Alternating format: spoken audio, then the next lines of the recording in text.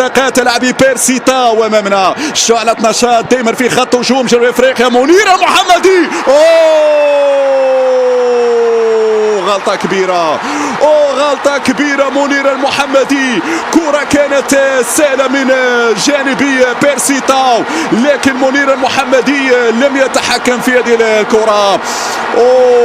هدية تمنح لمنتخب جنوب افريقيا بعد خطأ منير المحمدي. معلش، هذه من الكرات المفاجئة المباغتة. بوخلال ليس المرة الأولى التي يلعب فيها كظهير، حتى في نادي تولوز لعب في هذا المركز. انطلاقة، هذه فرصة لفائدة المنتخب الجنوب الافريقي. خطيرة خطيرة خطيرة، والهدف الثاني، والهدف الثاني للمنتخب الجنوب افريقي. لباسا يتابع كرة أولى، يتابع هذه الكرة بعد التصدي الأول من منير المحمدي. أصبحت النتيجة هدفان مقابل لا شيء لمنتخب جنوب افريقيا.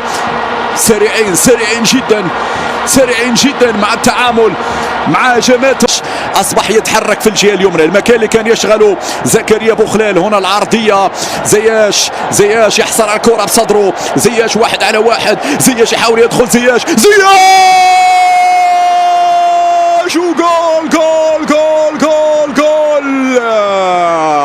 جول يا كبير يا فنان، روعة يا فنان، لمسة المايسترو الفنان زياش بمهارة، مر بمهارة السداد في الزاوية البعيدة. زياش يأتي بهدف تقليص الفارق. 2-1 يصنع الفارق هنا صانع اللعب.